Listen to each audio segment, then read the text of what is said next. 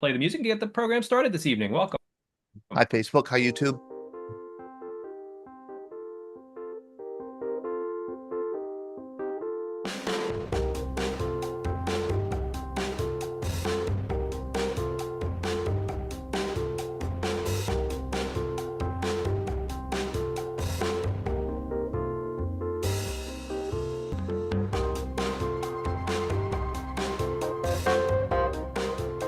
Well, hello and welcome everyone to our VBC Scuttlebutt for this Monday, July 15th. I'm Todd DiPastino. I'm the Executive Director of the Veterans Breakfast Club, and we come to you every Monday night at 7 p.m., every Thursday night at 7 p.m. To have veterans and members of the military community share their stories. We call it creating communities of listening around veterans and their stories, believing that these stories, in the process of sharing the stories, veterans interacting with the public to share their stories, connects, heals, educates, and inspires. And we've been doing it since 2008. You can find out more about our programs and our publications and our in-person events at our website, veteransbreakfastclub.org. We'll put some links in the chat here also. With me is our program director and my friend, Sean Hall. Hello, Sean. How are you? I'm great. Great to see you all. Thank you all for having me. You are sweltering along with half of the country, I imagine. We certainly Oh, are here in Pittsburgh. And I'm really grateful also to be able to welcome Daria Summers. Daria is author, writer, filmmaker. She grew up in Southeast Asia, in Thailand during the Vietnam War. Many of you will recall that she wrote a wonderful memoir for our magazine, a short memoir for our magazine, a magazine article about what it was like to grow up in Bangkok during the Vietnam War. And Daria has recently agreed, after a lot of months of back and forth, Daria, with all kinds of attorneys, recriminations. It got really ugly, but she has finally agreed to be managing editor of BBC Magazine. So that we're really excited about that, because Daria is a talented writer and editor and thinker. And she's also a host. She also hosts some of our programs. So I'm going to turn the program over to Daria. We will be coming back around the 8 o'clock hour here Eastern to thank our sponsors and to share other information about the VBC. But right now, I want to pass it over to Daria, because Daria is responsible for bringing in another wonderful writer, Simone Gorrindo, who has just been recently named, who has written a book that has been recently named one of the best of 2024 so far. So Daria, you take it over now. Well, thank you, Todd, and I'm so glad we worked out our differences on the contract. But I just wanted to say I'm really delighted to welcome Simone Gorrindo to our program this evening. Her book, The Wives, which I can't recommend highly enough, is a beautiful, intimate memoir that chronicles the journey she takes when her husband decides to join the military. She leaves behind her life as a New Yorker. She has a dream job as an editor at a publishing house. She leaves that behind and she moves to Georgia, where she enters into a community of military wives. In April, the book came out to rave reviews, hailed by the New York Times as engaging and evocative memoir. Booklist gave it a starred review and called it a gorgeously rendered peek behind the curtain of military life.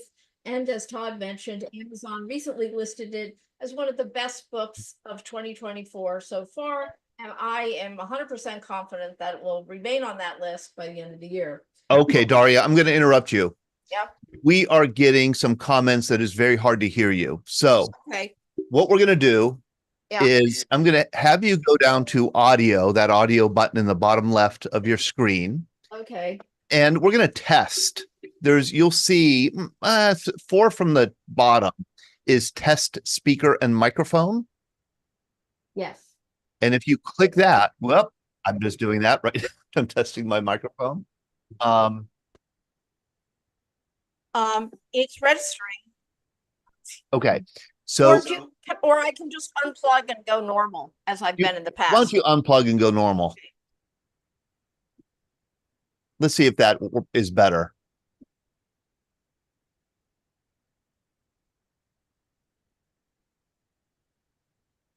I think we should fire Daria, Sean. I think it's just not going to work. We can't go back to the negotiation table. Okay. Thank you all for your patience. I'm going to put the link to Simone's book here in the chat. Make sure you pop over and grab a copy while we get our technical difficulties ironed out. Can you hear me now? Yes. You can hear me now? Okay, Rick, it sounds better. Steve Corbett, I saw that you were having a hard time hearing. Okay, that's better. Chad, yes. Thank you very much, Daria. Sorry for the interruption. That's okay. That's what happens when you try to like improve things and get a microphone, but that's save that for another time. As I was saying, anyway, Simone's book has gotten rave reviews and the accolades go on, but I just wanted to add my 2 cents that one of the things that made this memoir work for me, and it's kind of a very neat book, is that aside from the exquisite language, there's such humanity in it. And I think that's just something that, in terms of bridging the cultural divide between the military and the civilians, that you don't always see. And it's a rare quality. And I really valued that. Simone has her master's in journalism from Columbia. She's written for the New York Times, New York Magazine, the Christian Science Monitor, among other publications. But I could go on, but I think we should just start the conversation. And thank you so much, Simone, for joining us. I thought we could start out by, I've in just some very basic sentences, I've described a little bit about the about your book. Can you give us a thumbnail description? Yes, well, thank you so much for that very kind introduction, and I'm absolutely honored to be here talking with you. So The Wives is a memoir that is really about the first 4.5 years or so of my husband's career in the Army and that transition, what it was like for me to go from New York City, where I was an editor, and move to Columbus, Georgia, where 2 weeks later he deployed to Afghanistan. And after that was either deploying or training in a special operations unit in the Army. So I was very much kind of left to my own devices, where I met other spouses in the same situation. And despite, lots of differences and not a lot of commonalities, we became very close, and they kind of became my life rafts of sorts. And one of the places that right in the opening, when your honesty really becomes the honesty in your memoir really becomes evident, is when you describe the difficulty that you had in kind of accepting his decision to join. Part of that being because your backgrounds, or it was kind of counterintuitive, especially once you saw what your backgrounds were coming from Marin County. When you describe him as being sort of the child of counterculture hippies, and you came from you're a pacifist kind of background. And so can you just talk about what a surprise it was and how you had to grapple with that? And this was even before you were married, right?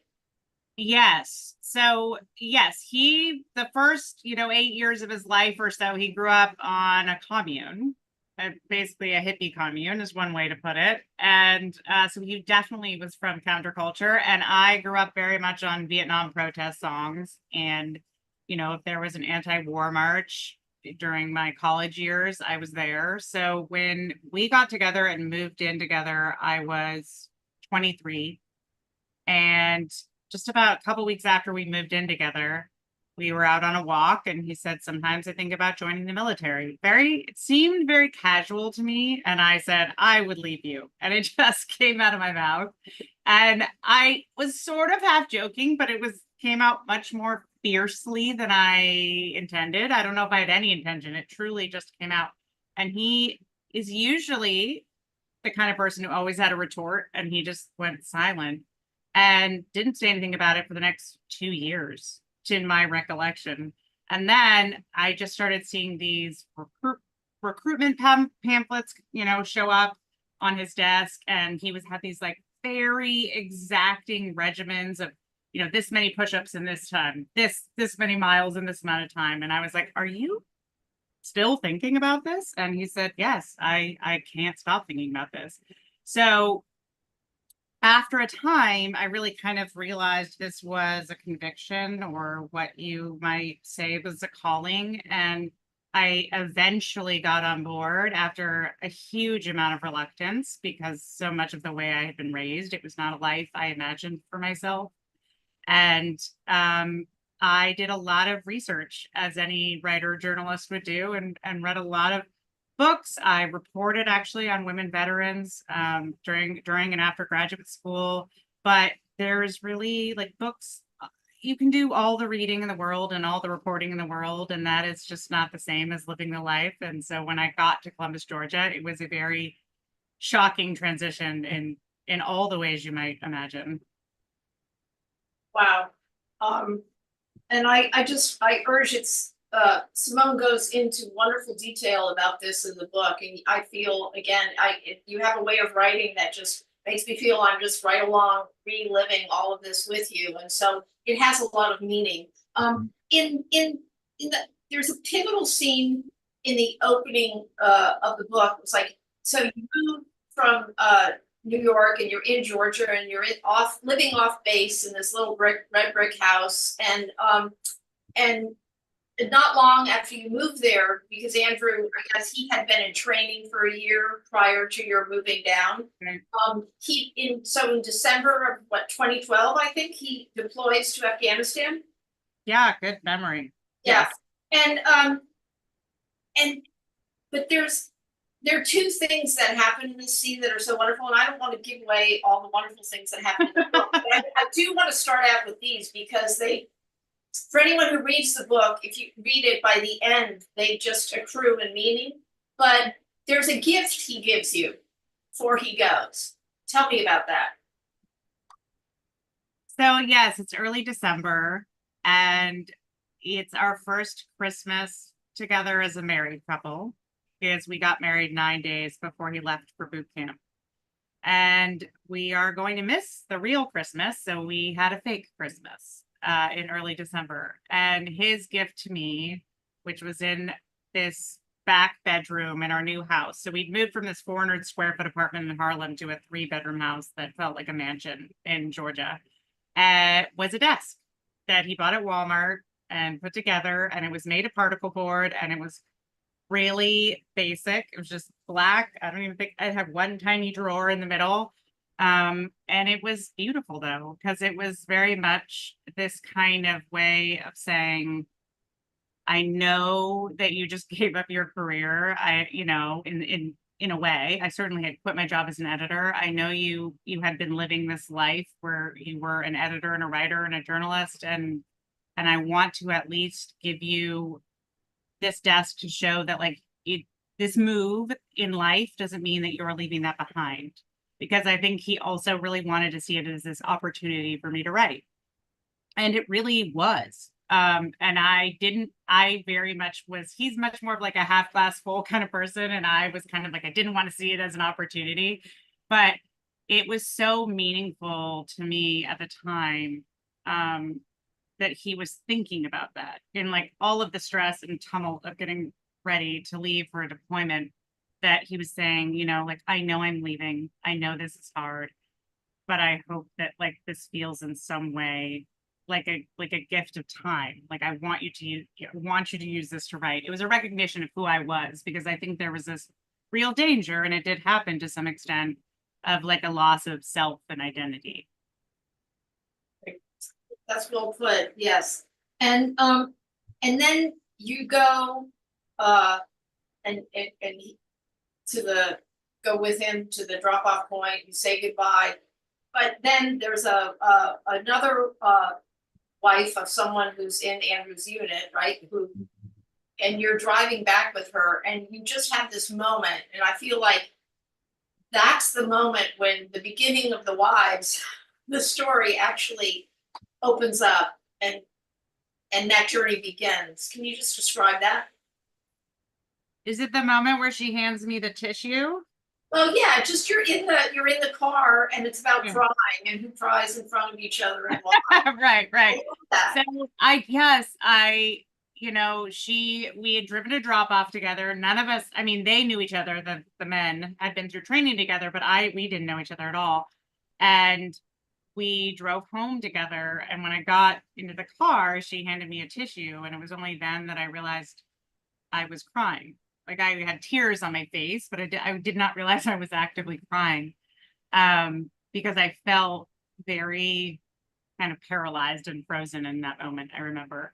And gosh, you're so good at like picking up these moments that I haven't thought about or even or talked about. Like nobody's asked me about them in interviews in so long. So I'm trying to remember exactly what she said, but it was something like crying is better together, isn't it? Is that what she said?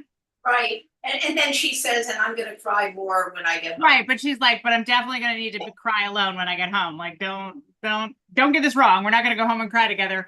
But I had never been the kind of person who cried in public or around others. I'd only ever really cried around Andrew. Like it was very foreign to me to be that vulnerable with even a close friend, but a total stranger. It was absolutely just very not native to who I was. Like I was a very guarded person in a lot of ways.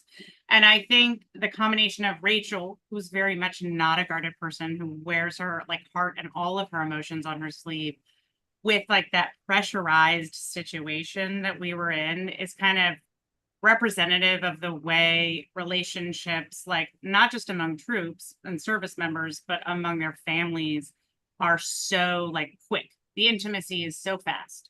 And that was, yeah, like that was the beginning of a long, rich friendship. Right. And she was, you know, and yet she was from a very different background. And Yes, she was there from very different. Yeah. You know, it's interesting because I think at the time it really felt in the beginning like, oh, we're so different. Like she was very religious. You know, she was very much the kind of Christian who went not just to church every Sunday, but Wednesday Bible studies. Like her faith is very much her guiding force. And I had grown up without religion. And I'd never really known anybody well or intimately who was that devoted to their faith, because I'd lived the worlds I'd lived in. And so that was a huge difference. At the same time, like we both voted blue. There were certain ways in which we were more similar than a lot of other people I came across and became friends with. And I think that allowed to have more open conversation in the beginning. But I would say in general, yes. I mean, she was very anxious to start a family and wanted to be a stay-at-home mom. And I was very much still mourning the loss of my job and not even thinking about kids. So I think kind of like our core principles that guided us through life were very, very different. And yet it really didn't matter very much. And a lot of that, I mean, I think we learned from each other, but I also think a lot of those differences fell away, or rather we lived with them and among them pretty comfortably because we needed each other's friendship and because there was so much like value to be had. Like the power of our connection like very much outweighed those differences. Right. I mean, I got the impression that to some extent the need for community that the situation that arose sort of outstripped anything else in a way, which makes me, which is a good lead into the next thing I wanted to ask you about, because I think it's one of the things that I understood sort of from your book is that it wasn't just that Andrew and he was in his unit was going to Afghanistan, but he wasn't in an engineering battalion. He wasn't in a transportation battalion. He was in special ops. He was in, as you refer to it here, just as the unit. And so there was can you talk about how you learned like that had a sort of a different tempo, and there, I mean, everything seems like, you know, and clarify this, maybe I'm wrong, but it just seems like it had everything ratcheted up the tension a little bit. Yes, absolutely. I mean, so I would say it both was a different tempo and a bit of a different culture, and both things ratcheted up the tension. So one way I remember people describing it when we got there is like, Yeah, the army has changed. It's softened, as every generation has said, but they would call, his unit the Vietnam era unit still, in the sense that guys were still getting hazed. My husband got horribly hazed for a long period of time, to the extent that he was just like, get me to ranger school, it will be a vacation. And so just the day in and day out pressure cooker in those early years, when you're really kind of like earning your keep, so to speak, is very intense and very stressful and hard on the entire family. I would say it's pretty universal. And then beyond that, just the combat tempo during that time was very intense, because at that point they were really the main people running Afghanistan, so to speak. They were the ones kind of carrying the war continually on their backs, and really pretty quietly and silently. The families were doing this for years, and they were going every single year. And then between those times, there were lots of very intense trainings. And so, what really hit me when I got there for the first time, one of the women I meet, Maggie, says, even when they're here, they're not really here. And that there's a kind of ease actually to things like deployments, because there's a general certainty, though that gets tested later in the book, to when they're going to start and when they're going to end, and a predictability. But the rest of the time, trainings are a little bit less predictable, and they're really, what's the right word? Disruptive, because they'll be training at night and come home, and, I have a scene where he's drinking a beer at 7 a.m. and I'm like, getting up and drinking coffee and leaving the house. And so it's not just intense, it's really like disruptive to kind of 9 to 5 normal society life. And it can be very difficult to integrate like that lifestyle into just a normal everyday lifestyle where you're raising a family or going to work. Yeah, no, I mean, and when you talk about the wives, you're mostly referring to the women who also had husbands or spouses in the unit. Yes, in the book, that's all the wives. Yeah, exactly. And when people would refer to the wives, it would be exactly people who were married to the unit. And some of these people were like me. Most of them were married to enlisted men, because you had to be enlisted to be in the unit long term.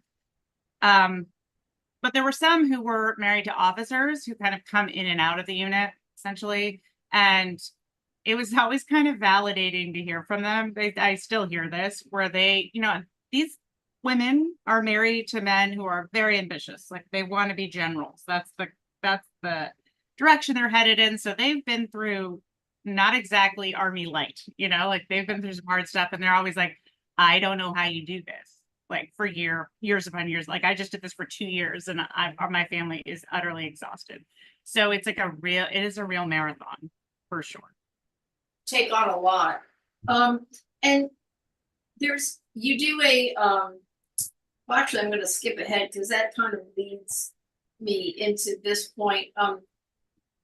I got in the book, you do a great job of kind of setting up the idea that, while the husbands are away, either serving in Afghanistan or on these long sort of training, and there's this disruption, it's not that the wives work for the military, but there's a kind of psychological hold or exertion, that they do, that the military or the commanders do, saying, just kind of laying on the wives casually, oh, well, they do what they do because of you, and you have to, and so there's a sense of like, oh, you're not in the military, but like, we're dependent on you to, for everyone to fulfill their potential and do the mission or whatever it is. Were you aware of that psychology sort of intruding? It's a really good question. I am definitely aware of it now. At the time, it's hard to say. I do feel like what I remember feeling was that there was that was a kind of lip service, like they can do what they do because of you. That's a kind of accolade, but that's an accolade that feels more like pressure than support. Right. And I think that was not that helpful because we were already under so much pressure and we needed more formal support. And I will say we got it more than a lot of conventional units because they were aware of how hard our husbands were working and how hard they were working them.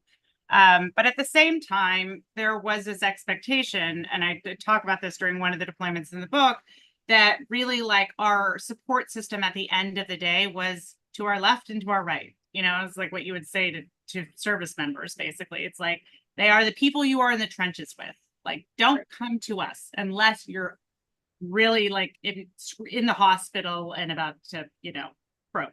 I mean, that sounds extreme, but essentially.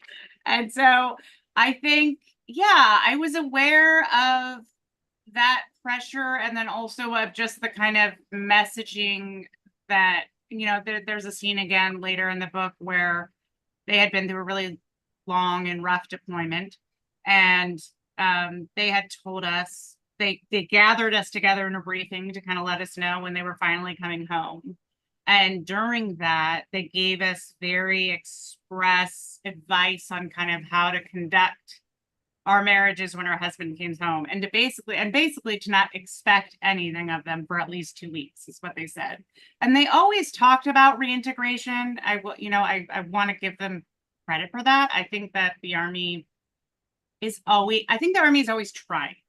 And I really do. And I think the Army has progressed and it's more aware of those hardships on families and marriages than it has been in the past. But the way they messaged this, in part because it's the people who are messaging this are in the unit, right? So it's like, it's a pretty macho culture. They're not going to get up there and speak softly to us. And so the way they were telling us this was very, you know, black and white, like, don't expect anything, just keep on with your lives. And they were telling this to women who had given birth during the deployment or right before the deployment, who had not slept through the night and, you know, or even anywhere close to it for 6 months. And that is a really hard pill to swallow when you're in that situation. Like, we really were all at a breaking point, which is very unusual, I want to say, for this group of women, because even when we were under stressors, there was a lot of, I think, pressure within the community and also just a self-selecting type of person who ended up in that community where the people didn't show weakness very much. But I mean, at that point, everybody was losing their SHIT. And sorry, I have 2 small children, so I just spelled swear words. And it was perhaps not the most helpful thing, but I think in the moment, you're not going to be able to step back and say, hey, this is not the most helpful thing. I think in the moment, it felt like this combination. I felt kind of like an admonishment because we were in need and we missed our partners and we were being told, like, you don't get to need them. And also it was stress and fear inspiring, I guess are the right words, because we knew our husbands had been through a lot. And we knew the transition was going to be hard because many of us had been through many of them before. And it maybe wasn't the best way they could have told us that, you know, because we knew it was, I don't know the way to put it, because I think instead of, it made us just worry more about our husbands, I think, at the end of the day. No, I get that. And you I mean, all that does come across in the book. And so one of the things that I love that you discuss is the idea of the hierarchy of the wives. And if you could tell me about that, I mean, like, you know, in the book, there's a scene where you go to, it's sort of, to Alabama, there's a retreat of some sort, wives. And this is a fabulous read. It's a real story. It's a memoir, but it really reads like a little novel in the sense that you really have a plot and we sense the character's growth and it has all that arc. So I'm reluctant. I don't want to give too much away, but can you just talk about how you just coming in, how you discovered, how it became apparent to you that there was a hierarchy and there was something you had to negotiate? Yeah, it's interesting. I think that there are unwritten rules in every world. And it's very annoying that they're unwritten. I wish we could all just get manuals because it's hard enough meeting new people and entering new communities. But then when you realize you're making faux pas left and right, it's a little anxiety inducing. So when I went to that retreat, I went with Rachel because she'd asked me to go. So we went together and I didn't know anybody else. And one of the people I met was the first sergeant's wife, Maggie, and I really adored her instantly. She was really funny and witty. She'd been a journalist and had left that after having kids. And I went up to the commander's wife and was kind of like, can I want to be friends with her. Like I was trying to, see if there was a way I could get in. And she was like, oh yeah, you can definitely be friends with her, because I wasn't clear about the hierarchy of ranks, but it became clear in that conversation that maybe I could be friends with her, Maggie, but I wasn't ever going to go out and get drinks with the officer wives, not the commander's wife. Now, that wasn't stated, but it just became very clear over that course of time. And then when my husband called from Afghanistan, he said, well, I guess you can be friends with Maggie, but we're never having them over for dinner. And so we did become friends. It wasn't an issue, the difference in rank. However, we never did have them over for dinner. We never did become friends as couples, the way you may do so naturally in civilian life, because in that very beginning, my husband was a private and he was the first sergeant, which is like, he might as well be God in that instance. Which is funny because my husband's about to be a first sergeant now. It all comes back around. So yeah, that was a very challenging thing to kind of figure out. And I understand why those unwritten rules are in place, which apparently are more lenient than they used to be. But I think in units like my husband's, they're a little bit more conventional. Like there's a reason they're there. But it's again like another pressure on family members to kind of subscribe to them without really understanding how to navigate them. And that definitely took me a while to figure out. Yeah, no, I mean, it just has and I think you maybe mentioned it in one of your talks, but it was like you referred to yourself as like a stranger in a strange land, where you literally had to get to know what is this world, and how does it, what are the rules, so to speak, unwritten though they may be. Right. And it was challenging too, because I had come from a background, I'd gone to graduate school, I had left a career in New York, like the people who were my peers more naturally and my age, like my husband had joined late, were the first sergeant's wife. Whereas people, who were married to guys of my husband's rank, a lot of them were quite young. They were 20 or 21. Some of them had just moved out of their parents' house. And so it was like a less natural connection to make. Right. Oh, that was, yeah, I get that. And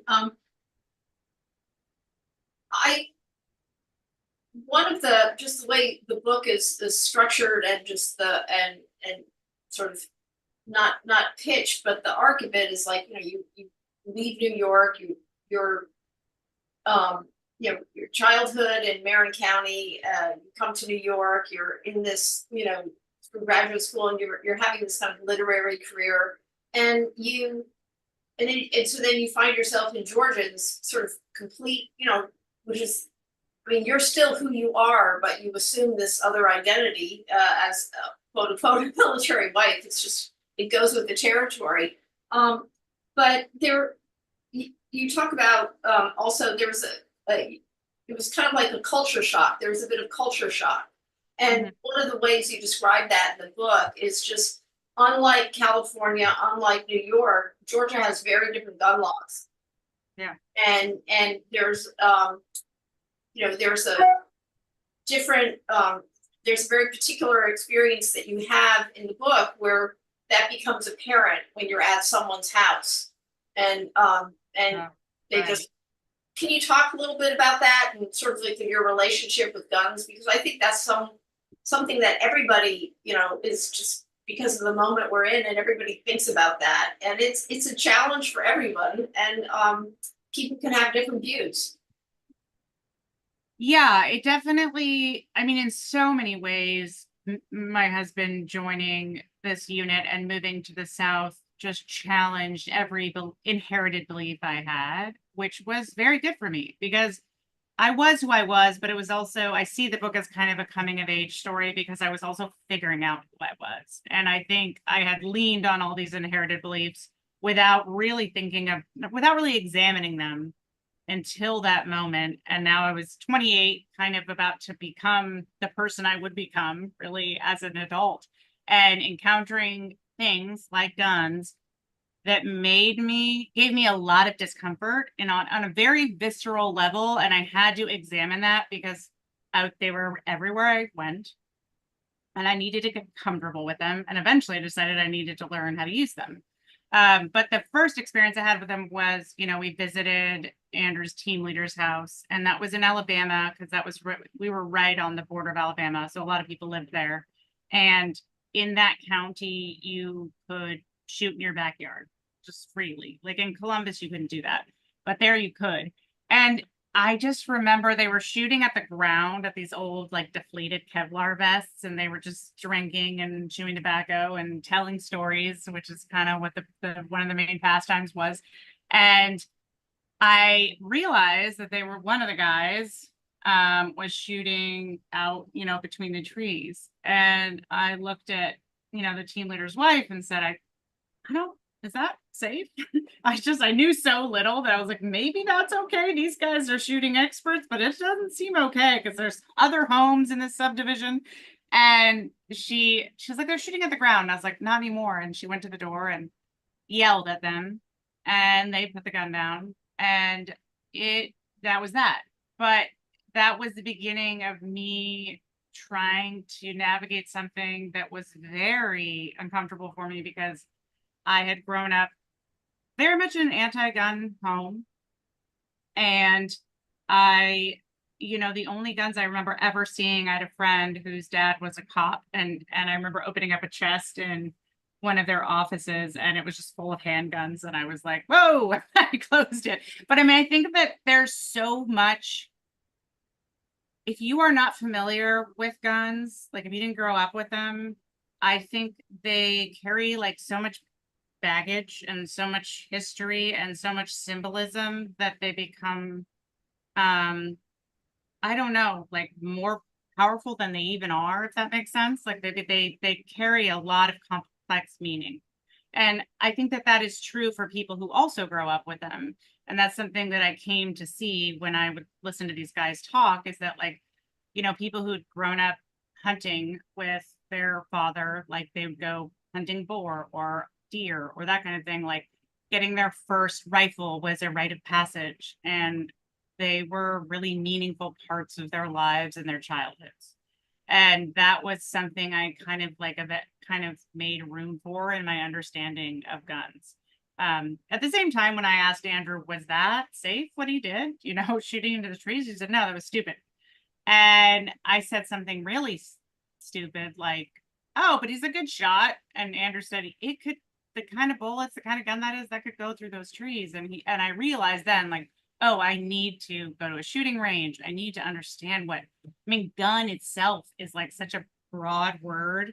And I have learned since from my husband that even the very definition of like what a loaded gun is means different things to different people. What a safely stored gun is means different things to different people. And so I've just become acquainted with the nuances of that a bit better. And instead of having kind of a knee-jerk, just visceral fear and really hatred of them, because I had to become more comfortable with them. That's a very good explanation of kind of your experience and just like the extremes. And it actually is a nice lead into one of the things that, again, your book does very well is that, and possibly because you're from it was very counterintuitive when you read your background that you would end up as an army wife in Georgia. But on the other hand, but because you have, and this is demonstrated in the book, you have an openness.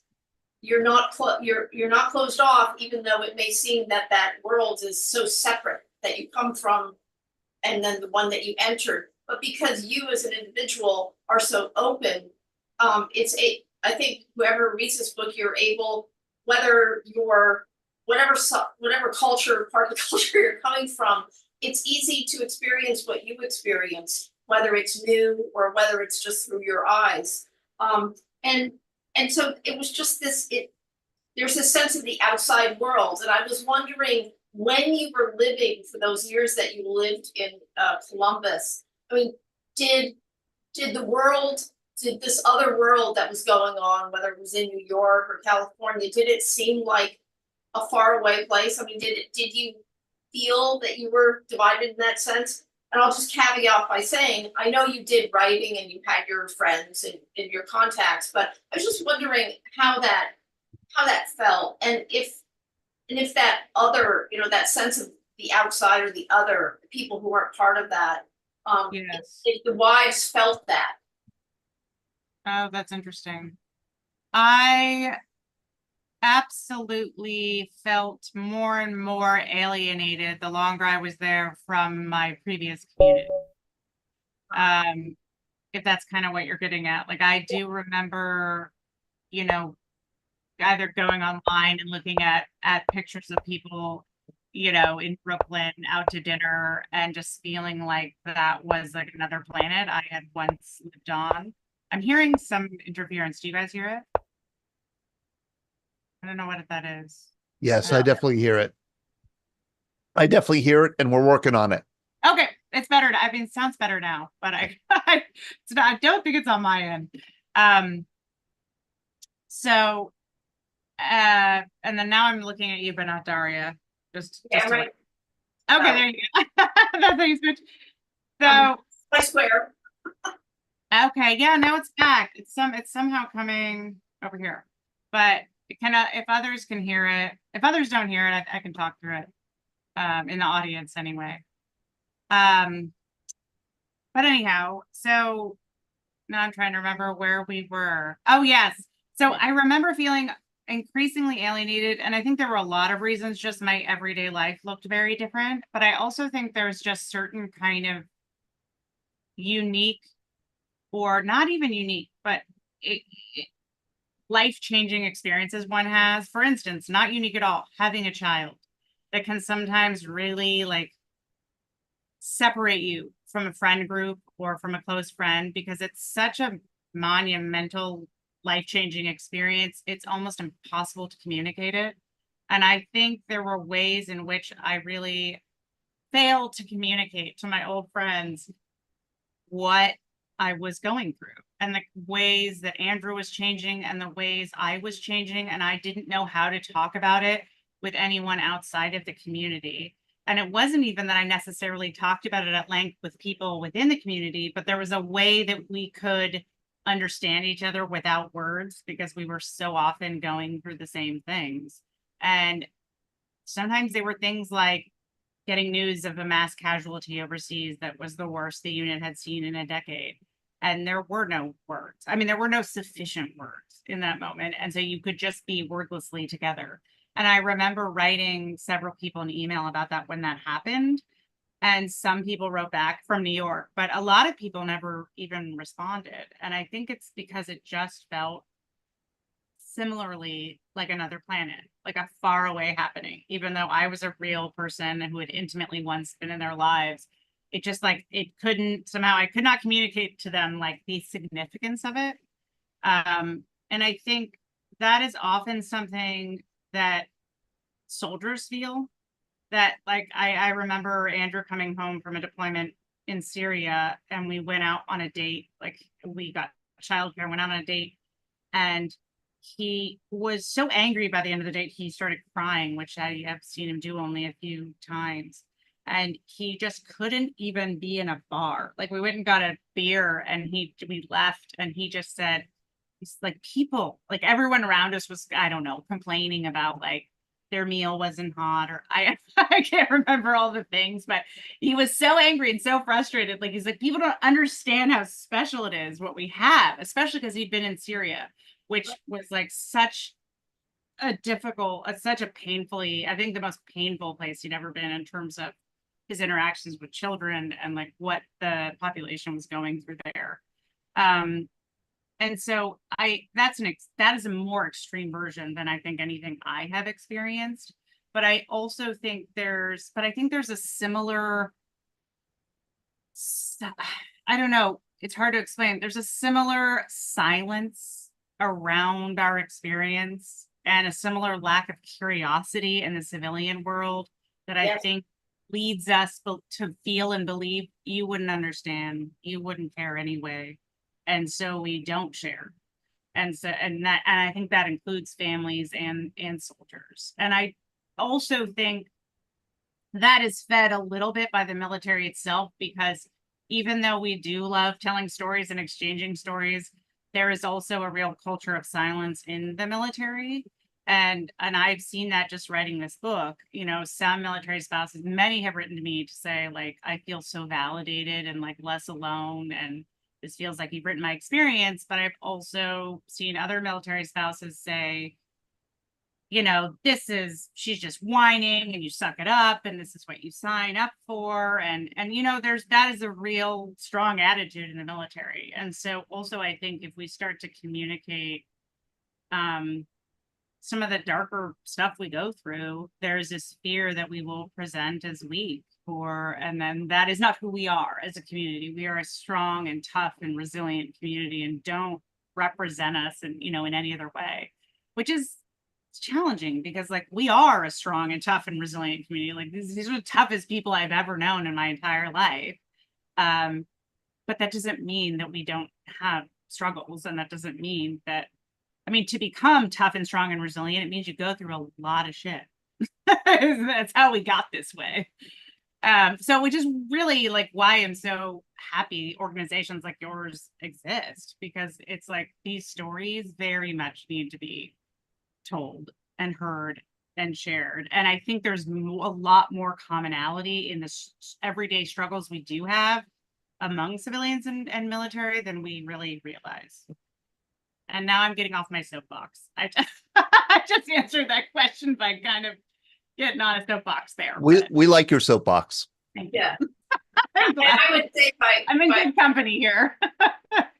I would say you have the right to say that at this point. No problem. Getting back to the wives, just the community that you were in, because I don't want to lose track of that, since it's like the spine of the arc of the book.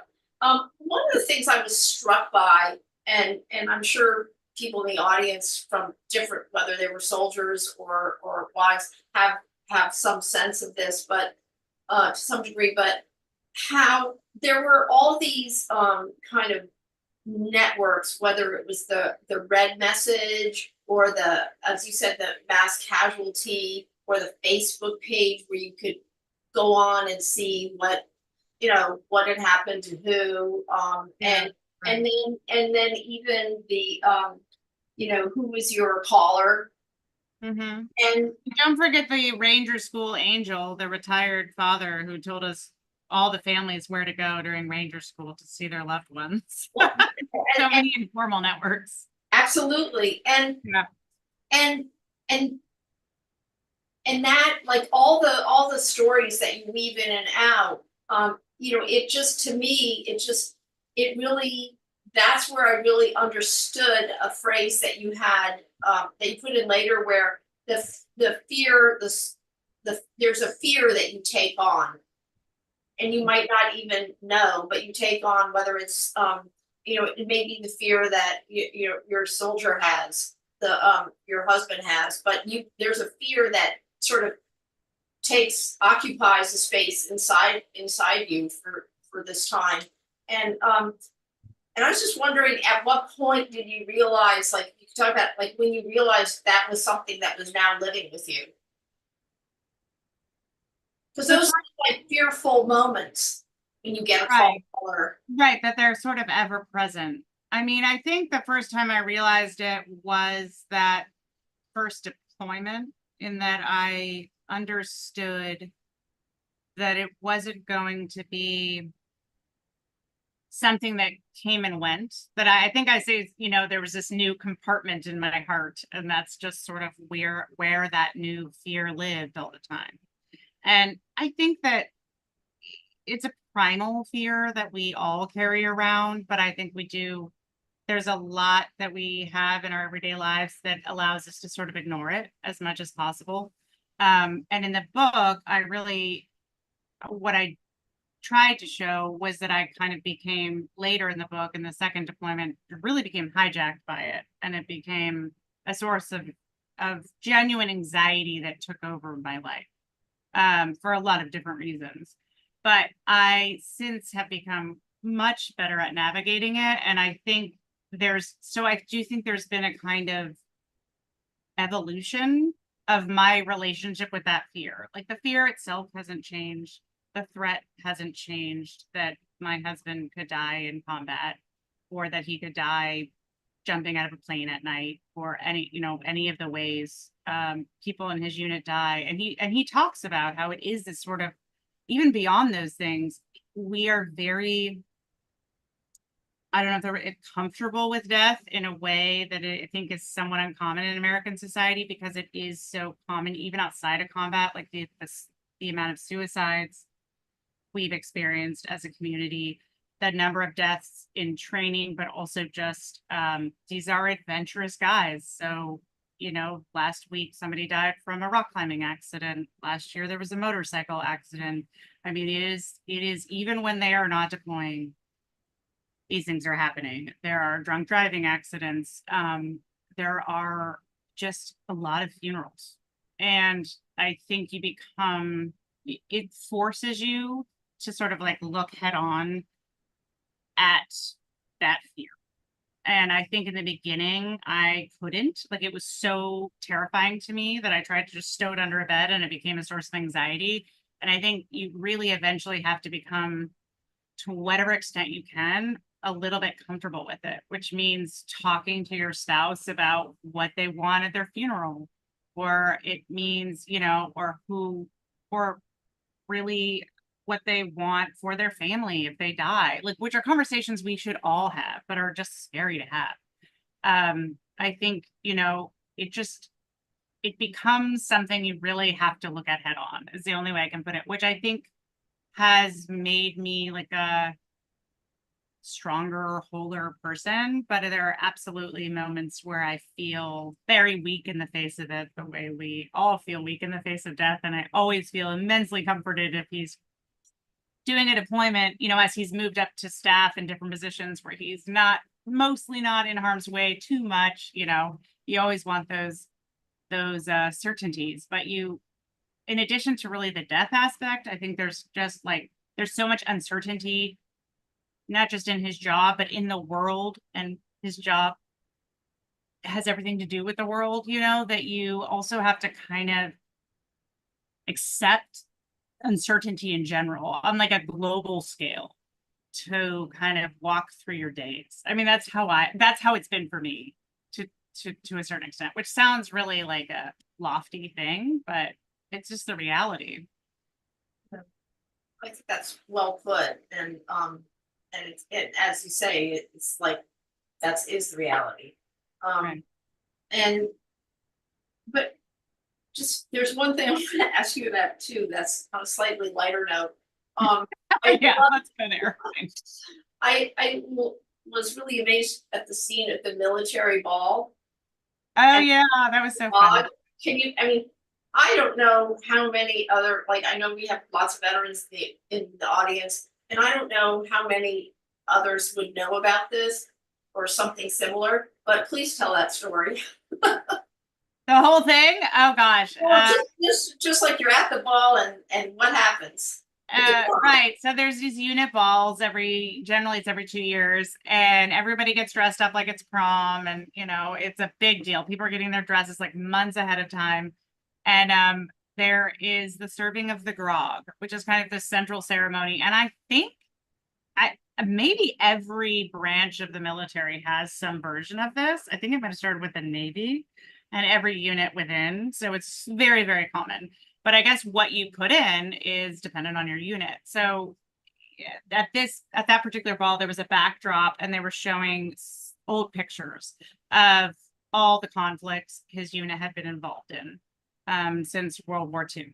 And they were pouring in, guys would go up, you know, they were in a line, like a file of guys got up on stage and they would pour in a bottle of whatever it was that was representative of that time.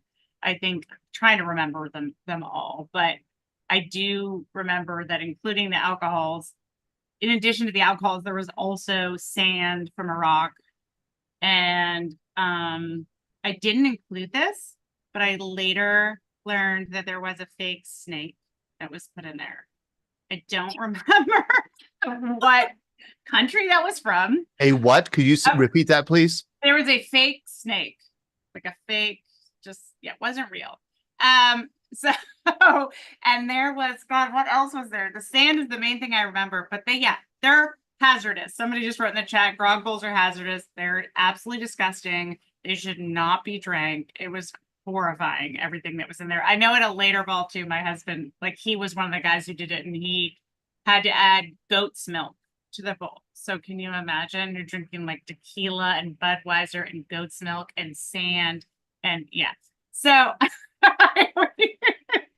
we sat down and everybody, you know, was passing the grog bowl around. At that point, I had a couple drinks and I would never say yes now. I'm, you know, a seasoned lady. But at the time, I was like, I got to try it. And it burned so bad.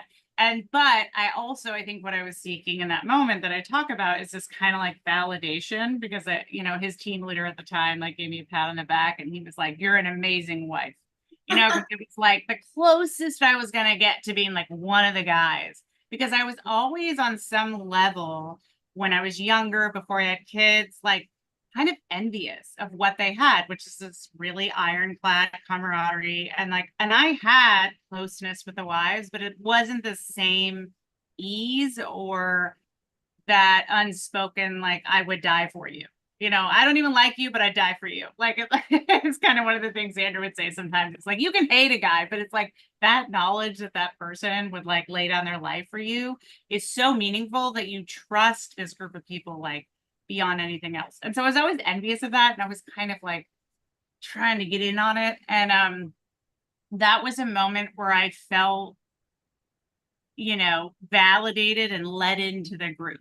And also, but was not without its ambivalence for me because it also was productive, right? It was just like, you're an amazing wife. Like, you're not an amazing person. You're not an amazing writer. Like, we're not going to identify you in any other way. Like, those aspects of my identity had really started to fall away in a lot of ways. And I, you know, was so at that point sort of seeking to be the best wife I could be because that was how I kind of took up space and made my mark within that community, which also is, you know, I try to discuss that a bit in that section, and I called it the wives for this reason, is that like, yes, it's reductive, but it's also this really, like, I kind of want to reclaim it because there is this meaningful thing about saying like, she's a wife who's done 10 deployments. It's like, right. But you could also say, oh, she's just a wife. She doesn't wear a combat badge. You know, it's like, there's so many ways you could look at it, but I think ultimately, like, it's a powerful title because it's part of a collective, like the wives, you know, and I think that there is a lot of like power in that collective that is invisible and unspoken and unseen. And a lot of writing the book was just kind of trying to bring some light to that. Oh, I think you should feel like that was a success because, you know, that's good.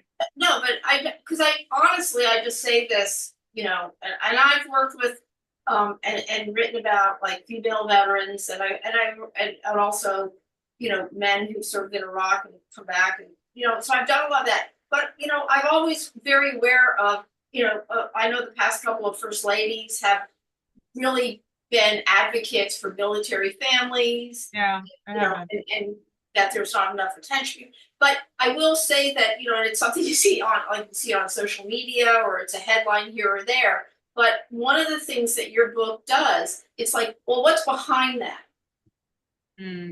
And in that sense, where you know, Bookless says, you know, you pull back the curtain, and I think that's where the strength of it, you see that there is the strength to these women who are there, and in that sense, I think you let us in, and you do reclaim it from this sort of just very simple kind of label, and it suddenly becomes this complex, you know, ecosystem of relationships that are kind of, you know, just like the flip side of the coin to what everyone in the unit is doing. So in that sense, I think you should feel really,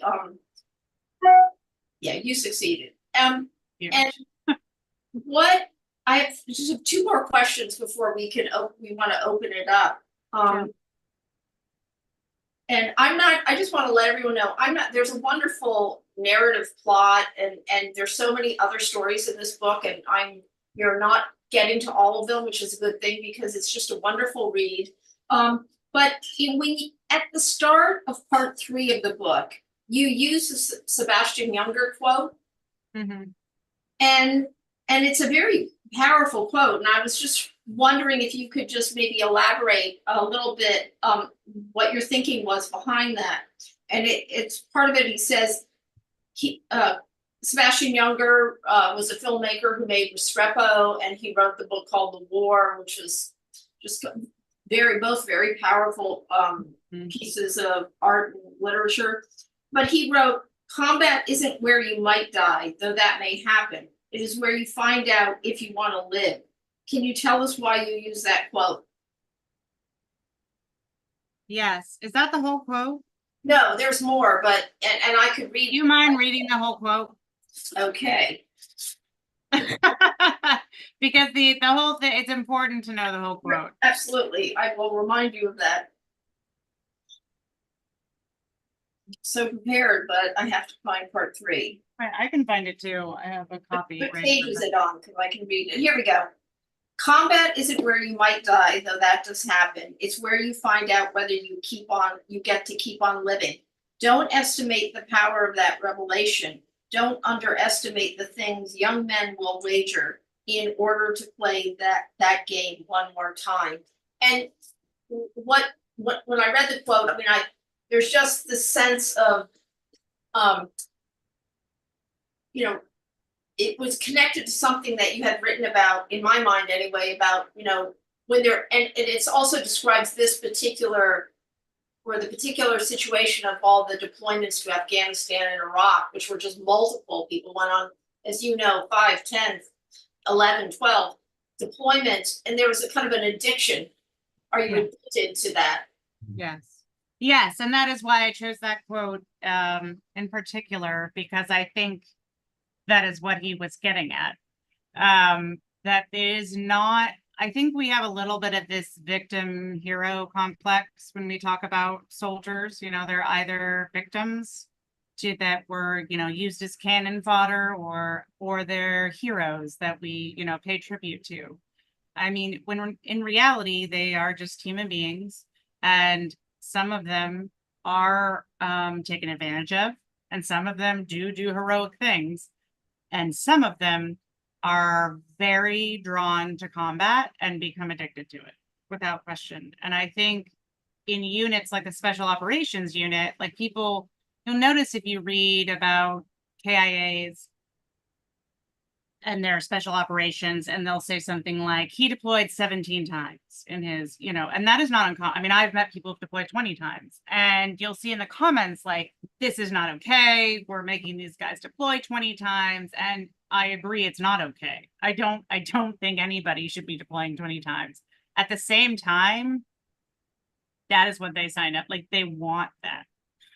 A lot of the guys. And I think that's kind of the conflict. It's sort of like they are seeking that. If you're signing up for that kind of unit, they want to go to war, and not all of them become functional addicts of war by any stretch, but some of them do. And I remember my husband talking about one first sergeant of his. He was like, yeah, it's just like every time we go out for a mission, it's like a game of blackjack to him, or it's like a football game, or it's just like, but a little bit higher stakes, you know, and it's fun. And he was like, it's not that way for me. Like, it's important to me, but it's also like highly stressful, and I'm highly vigilant the entire time. And I, you know, I'm aware of what's at stake.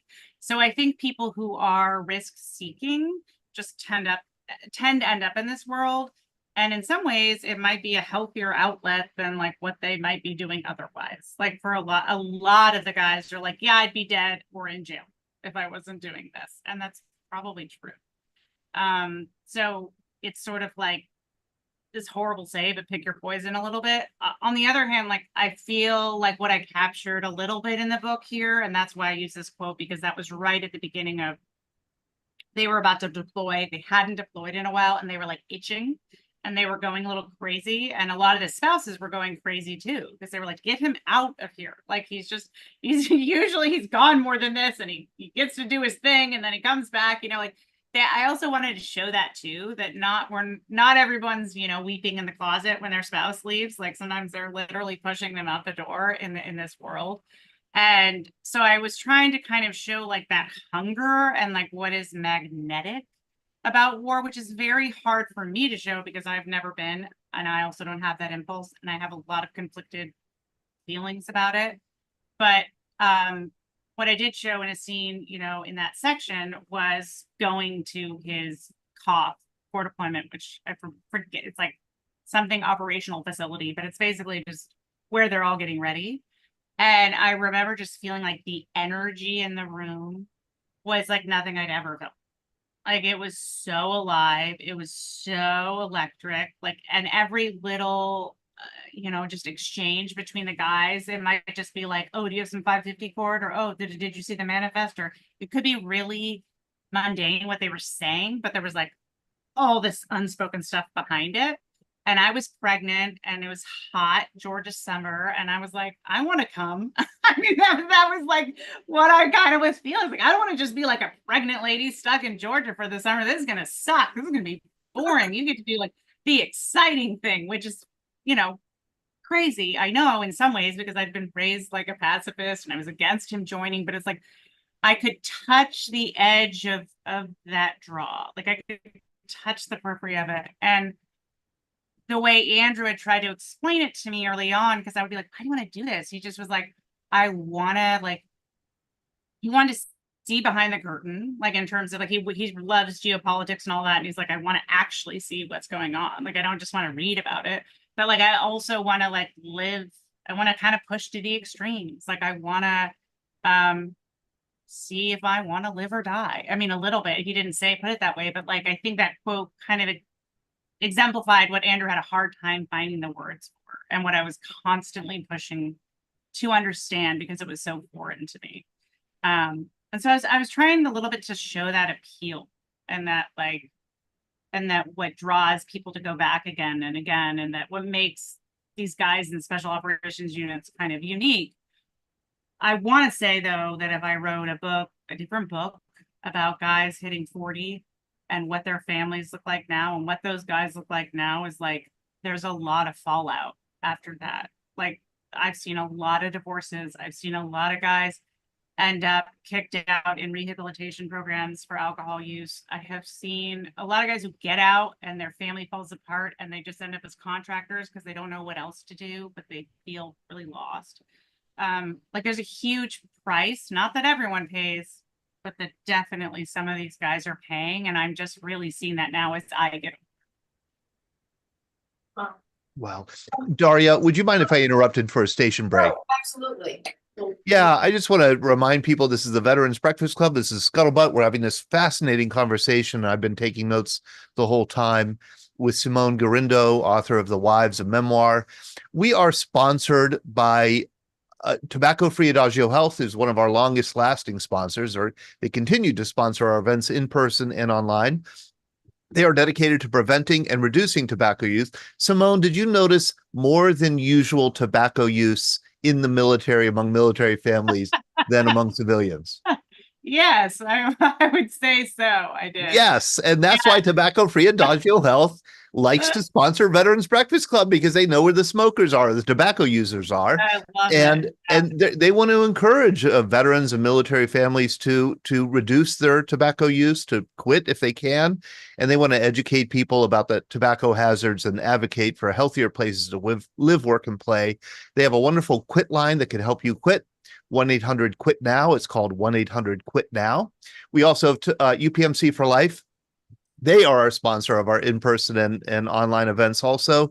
They can help you make sense of Medicare. You can get the answers and information you need, such as how to choose the Medicare Advantage plan that's right for you. UPMC for Life is plans designed by veterans for veterans that can save you money and get you more benefits. You could check out what they have to offer at upmchealthplan.com/Medicare. That's upmchealthplan.com/Medicare. Thursday night is the night where we really focus on World War II stories, and we're going to have Glenn Flickinger, our House World War II historian, present how the Allies almost lost, but did win, the air war over Europe.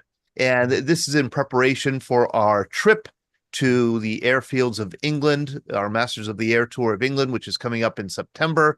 Glenn will be leading that tour, and this is a history behind the air war that we're going to be experiencing first person here in the airfields and the museums in England. And then a week from tonight, I kind of view this program tonight with Simone and next week's program as kind of companion pieces.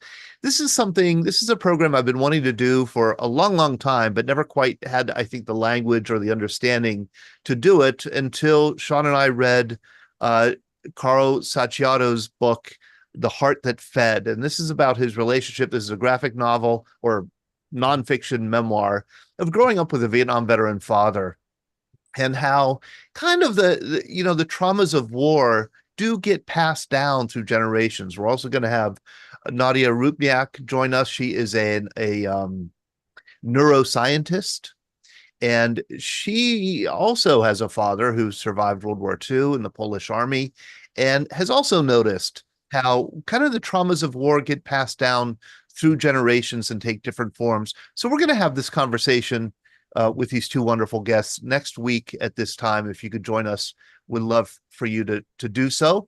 Our next magazine should be hitting mailboxes. I hope this week. Finally, there was a delay at the printers, but this is our special edition, our Masters of the Air edition. We devoted the entire quarterly magazine to World War II and the Masters of the Air stories that we've been sharing on our program since January, on our Thursday night program. So if you don't get this in the mail, it's because we don't have your address. We'd love to have you get one. And I think this is a very good issue. So that's it. Back to you, Daria. Yeah.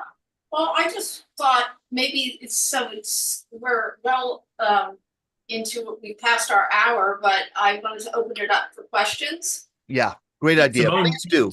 Simone just stepped away to use the restroom. She put into the chat. She'll be right back. Right. But well, then I'll just say that if anybody wants, I can't recommend this book enough. It has a real story. It has a plot, but she's just so honest, and it really puts you right in the scene. And if you're buying it, if you go to bookshop.org or you buy it from an independent bookseller, that's always great to support independent bookstores, etc. But it's well worth it. And it's it's a classic fish out of water story. And if we could get a fish to come out of the ocean and spend some time on land and write about what he or she thought of this strange world on land, I think we'd be able to see our world differently. And then the fish returns to the ocean and kind of sees the ocean's world differently. So it truly is like one of these great. You have to be a great observer of people and of contexts and of settings, and you have to be open, as you said, Daria, and kind of self-critical to be able to write a good fish out of water story. Oh, she's back. So let's stop talking about it. I'm back. No, I apologize. I suddenly thought it was a good time to take advantage. So we're going to open it up to questions. Sean, if you want to let us know. Yeah, please do. I just want to invite people. Okay, you go ahead, Sean. Yes. Well, I'm interested, Simone, and thank you so much. And I loved what you said about touching the edge of this, because as a civilian, I've not quite been able to put into words, like when someone says, "Oh, you work with veterans, it's great." Like, yeah, there's this there's so much knowledge that I gain and so much history that I learn and wisdom that is shared, but touching that edge of something that is beyond me, uh, I thought that was a great way to put that. But you. I wanted to ask your husband, you wrote the book. Did you run over it with him? Did you let him read, first editions? What does he think of it now? He has read 4 drafts of the book, so yes. And I've never been more nervous for anyone to read that first draft of anything I'd ever written. He would actually read it in bed next to me, and I would just, anytime he'd make a note, I would just be like, what are you doing there? And he would just be like, not allowed. And I'd be like, you need to go to a hotel or something. Like, it was so stressful to watch him read it. He's a great editor, and actually he was very helpful in that regard. He was also reading for inaccuracies and privacy issues. He's a super private person, and then there's all just the issues of operational security, which fortunately I don't have access to much information that would put anything at stake. But there's also just like a personal ethos in the unit of being silent professionals. So like it was a challenging thing to navigate, because I was also trying to protect identities, and it was challenging, and he helped me do that. And also, I mean, what I will say was I was very nervous, but it was a really beautiful experience, and I recommend everyone do this with their spouse. Just write 4 drafts of a book and have them read it all about your life. Because he saw a side of my experience, because I think what's really challenging to articulate to civilians is that when you live a lot of your marriage separately, and when you're not just separated, but you're under pressure to not share so much of what you're going through. Like, there's so much he couldn't tell me during deployments, and there's so much I felt I shouldn't share with him because he had enough to deal with, which is very much like the culture of the unit. There was a lot to catch up on. But a lot of that stuff is so hard to catch up on. And so I think he just like newly understood things about my experience that he didn't get before. And he also articulated things about why he joined and about his combat experiences that helped me understand him better, essentially. So it was kind of like rediscovering each other. And it was actually really beautiful. But there were totally hard points of friction and moments of, trying to understand, like, is this my story or is this your story? Because he's this main character, and he does, of course he wants to in moments control the narrative. And where's that line, kind of. So it was a complicated process, but it was actually like one of the most enriching things I've ever done in my life. Ben Wright has a good question in the chat. Ben, would you mind asking it? No, be delighted. Simone, it's great to have you with us this evening. Thank you. I was curious if the military sponsored items to support families, such as family sports centers, chapel programs, wives clubs, were those helpful, not used? Were those helpful at all to you? Well, I'm not sure about family support centers. There were things like retreats for spouses, and we could go on these retreats during deployments, and they would have childcare, and that just offered time for us to be together. And there was a religious component if you wanted to go to those components, but you didn't have to. Those are organized by the chaplains. And they also do family retreats as well. And then there's also the FRG, which is the Family Readiness Group, which it's kind of being phased out in parts of the Army, which is unfortunate, but we still have a strong one. And there's one civilian employee who runs it. And basically the Family Readiness Group, which I became part of, I was a treasurer there in Georgia. It just runs events for families. It sponsors events for kids, like Halloween events, because a lot of what you're dealing with is just trying to create fun during sometimes challenging circumstances, like your dad suddenly leaves right before Christmas, and so they'll have to do Christmas dinners and that kind of thing. I don't know about, there are book clubs now here where I am in Washington. I don't remember there being one in Georgia, but there is a book club. There's like officer coffees and upper enlisted coffees. Like I feel like there's a lot more for the upper enlisted and officer wives because there's so much that I've become privy to now that as a private's wife, I just felt sort of less, there wasn't as much. And I do think there should be more on offer for like the new wives because I think they need it more than anybody. Thank you. Thank you for your question. I will just say I relate to so much of what you've been talking about: the civilian military divide, the unbelievable strains that I think most people not in the military don't understand, that are put upon families, you know, with people who are in the military. You also said that being a military wife made you a stronger, wholer person. I relate to that. I relate to that. Yeah. It just being with veterans in the veterans community has made me definitely a stronger, wholer person. Chris Perolo. I just want to follow up on that comment. It was very interesting. More programs for the officers and the upper enlisted. Is it possible that they're actually triaging the money because they look at the lower enlisted as not fully committed to continuing service? Maybe 4 years, the privates, and they get out, and they're looking at the non-coms and everybody as okay. They've done a second enlistment, so they are committed. They're going up in rank. There's where we need to keep the retention. Is that a factor, you think? I think you're right. I mean, I don't know if it's about money, but I do think it is a factor because I remember meeting that first sergeant's wife when I was a private's wife, and she was talking about officer teas and how she had just, now that her husband was a first sergeant, she was just getting invited to them for the first time. And I was like, what tea are you talking about? And I have just now been getting the emails for the teas for the first time after 12 and a half years. So much so that I was like, it took me a while to figure out what the heck these emails even were, because they were just this new thing that entered my email as if they'd always been there. Like the way the communication was like, you are not new to this. So gosh, it's hard to say, but I mean, I think some of it is just that very old school rank thing. Like it's kind of like earn your keep, do your time, and then we'll let you in a little bit. But I also think, yeah, you're worth more at that point, like to the Army, like you're worth a lot at that. Like, when you were a first sergeant in a special operations unit, like they don't want you going anywhere. They don't want your family going anywhere. They want you sticking around.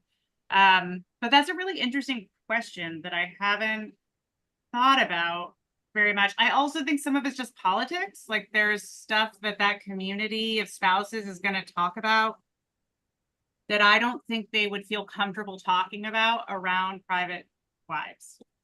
I still am not entirely sure what that all is because I don't attend those teas, but there are divisions between ranks for sure, and it extends to the families.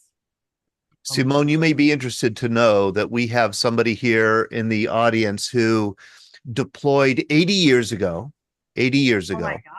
and left a wife behind, and then had his first child born while he was in Europe flying P-47s. And that's Ed Cottrell. He's 102 years old. Ed is joining us from Henderson, North Carolina. Ed, your wife, you know, what was her life like as she was? Did you get any sense after the war from your wife about how she had to be a single mother at home back in the States while you were fighting the war? Well, I think, am I unmuted? No, yeah, you're unmuted. Okay. I think our situation was a little bit different because she lived at home with her mother and dad while I was overseas, and she had given birth to our first child, and she had up to that was a teacher. And then after she gave birth and everything, then she went back to teaching again for a little while. So she was in her hometown and she had a lot of support. And so I don't think she went through what a lot of military wives go through when their husbands are deployed. I think it's more difficult now than it would be back in our time.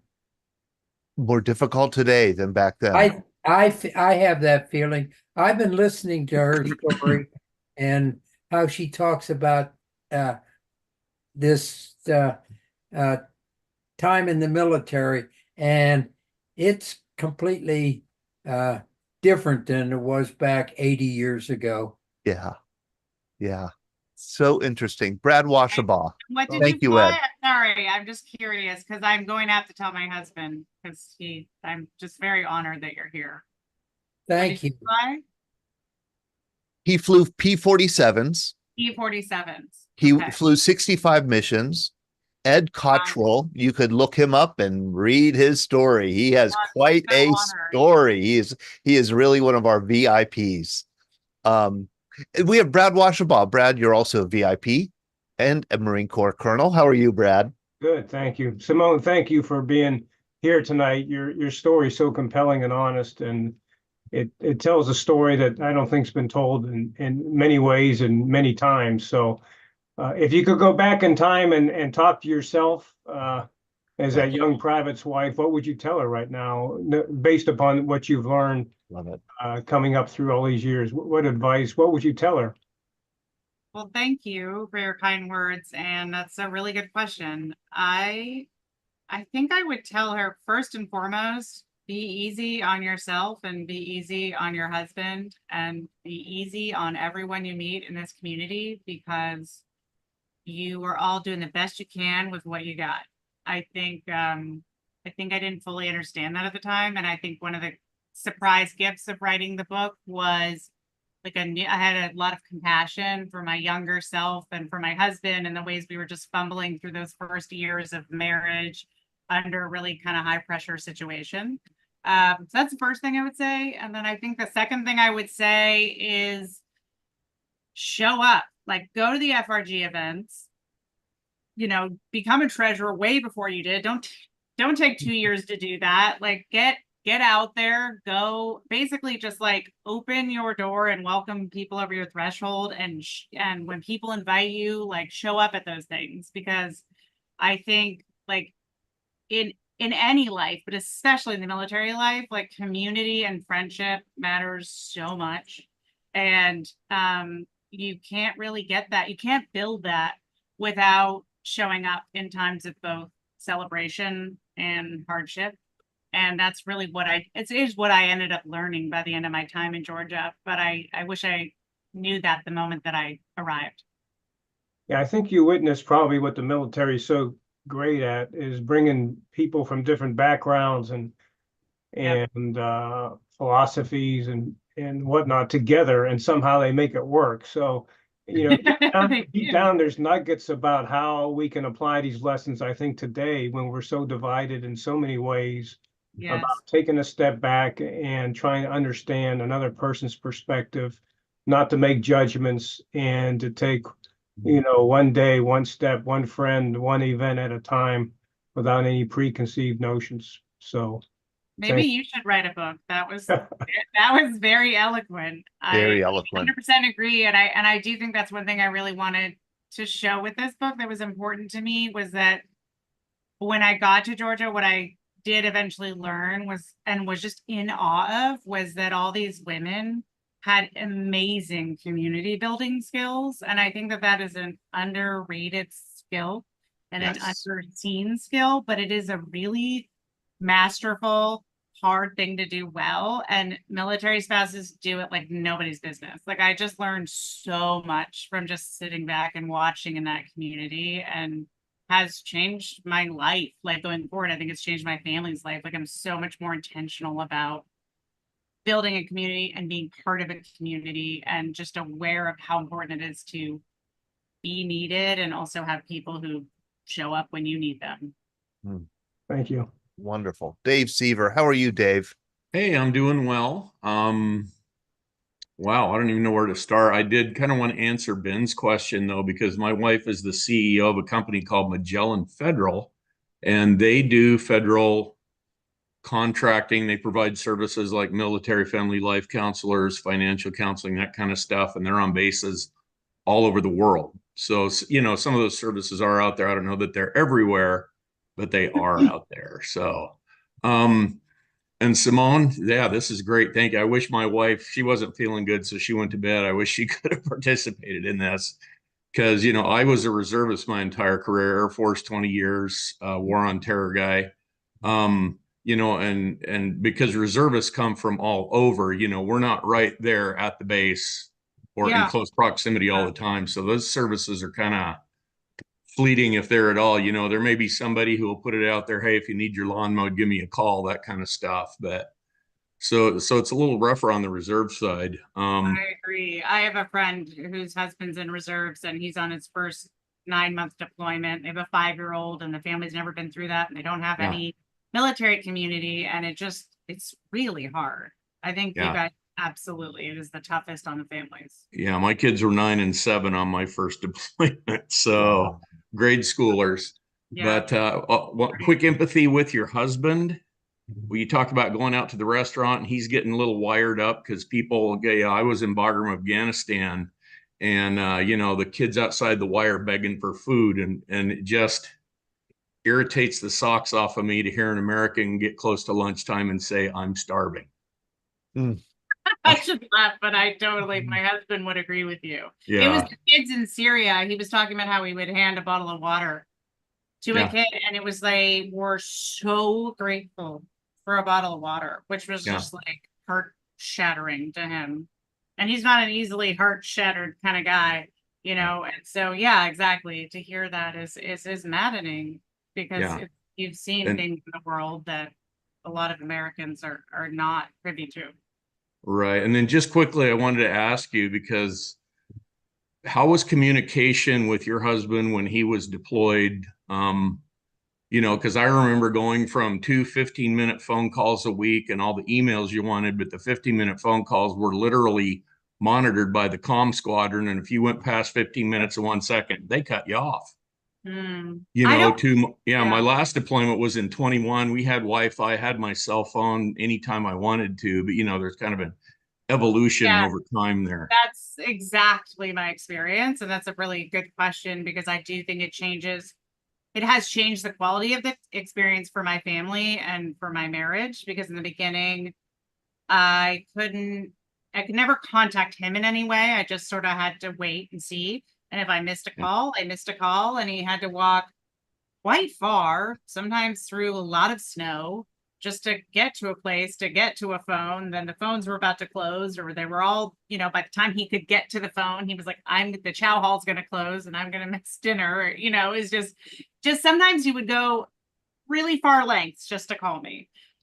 He also I talk about in the book, like he got this not great advice from his team leader on the first deployment that it was like, just call every few days so they don't expect to call from you any more often.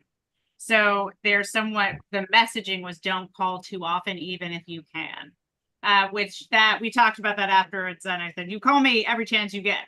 So that changed. But once it depends on the deployment. Like there were great times where we had Wi-Fi and I could even text him and he could get that text later. And that was amazing. And there were times where we had different levels of, like, different people within the unit had different levels of communication, and that would sow seeds of jealousy, like, oh, you get to text your husband. But you know, the most recent deployment he went on, which was pretty much no notice, we had no communication for the first 3 weeks, and it was really hard. And it really made me understand, especially for my children who are 5 and 7, how much the technology matters, and how much I think, there's certain ways in which maybe it is harder than it was 80 years ago, but it's so valuable to be able to like have that connection, even if it's just a 2-minute phone call. Yeah, I know one of my frustrations when I was in Bagram is, you know, we got attacked all the time. Rockets, mortars. Of course, that's all over the news. I used to say my family were veterans of 4 deployments. They just did them at home.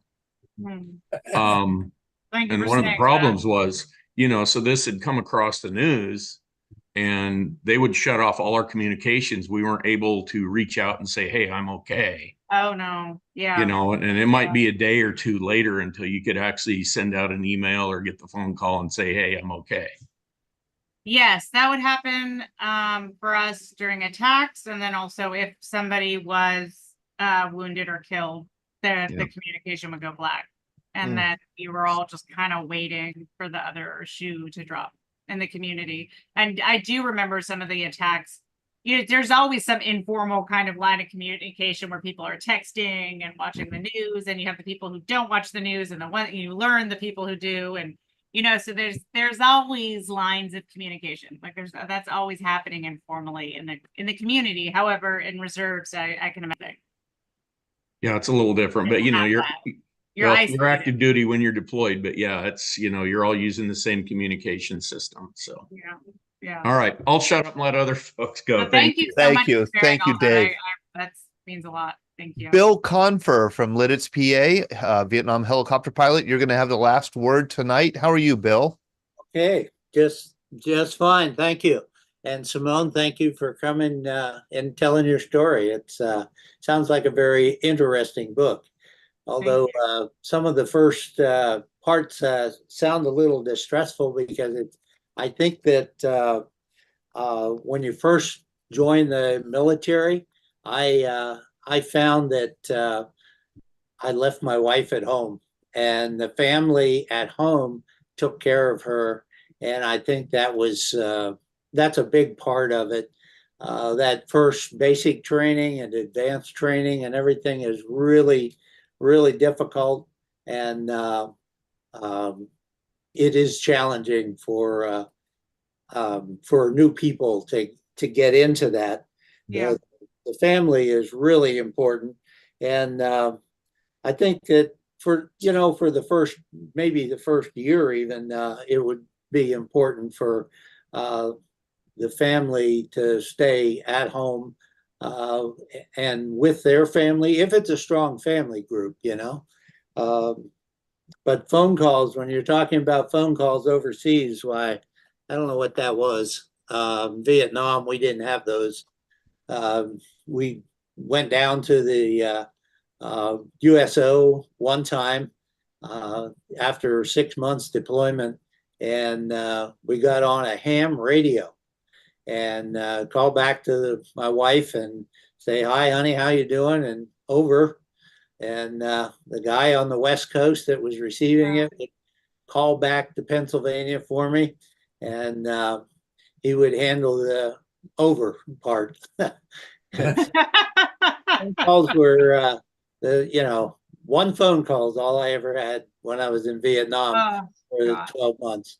Well, actually, I was in Vietnam for 11 months and 2 months in Japan. So when I went through the hospital system, but it was quite different, and I can't believe what we have nowadays in a cell phone that we didn't have even when I came back from Vietnam, obviously till the 1980s. Yeah, I think it really is mostly a gift. I mean, my grandfather fought in World War II, and she got news from somehow that his platoon, which was in the Battle of the Bulge, had everyone in it had died. And almost everyone in it had died, but he survived.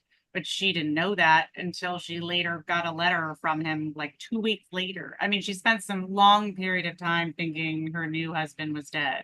And it's like, going through this experience has just made me newly appreciate what my grandparents must have gone through, which they talked about very, very little. Because it is just unimaginable to me to have that little communication, and also just how hard that is on relationships long term. Yeah. I'm now a member of the Military Officers Association, and they have a motto that says "Never stop serving." And so we looked at just recently. We went into the Lancaster County Veterans Court program, and we got a grant from MOA National where we could help out this Veterans County Court program. And that just, displays what the Military Officers Association is about, because it's not about just officers, it's about all veterans. And so they take care of everybody. And when they lobby Congress, they have 360,000 members, and they lobby Congress, and they go for those things that will help all the veterans. And that's why when you were talking initial, the initial trauma of the military and Fort Benning, I've been there multiple times. They called it Benning School for Boys. Yeah, it's traumatic, and I understand that. Yeah. So good luck with your book. Thank you very much. Thank you, I'd love to Bill. hear about the organization, and I do think that that's like one reason. I think that's one thing that's so powerful about the veteran community is that it really is this collective that spans generations and, officers and enlisted service members. And it's like, my husband always says, like, if he goes anywhere, you find each other. Like, it doesn't matter if you fought in different wars or you're from different eras, like, you just find each other and you connect, and that connection is there across any other differences. And I think it's just an incredible thing about your community. Thank you so much, Simone Gorrindo, for joining us tonight and for sharing your story, the story from the wives, a memoir. It's been a pleasure and a privilege to spend time with you. Thank you to Daria for bringing you to us and serving as host. Thank you to all of you for joining us. I'm gonna give Pat Hughes, who said here in the chat, Simone is the real hero of the family unit. And then Sue Watson, so wonderful. She says, Simone, I imagine that your writing has had an incredible impact on other wives. You have unlocked the silence. Wonderfully put. Thank you, Simone. Thank you, Daria. Thank you to all of you. So wonderful. Thank you, Daria. Thank you, Todd. Right. I'll see ya. Such a pleasure. Take care. Hope to see you later this week.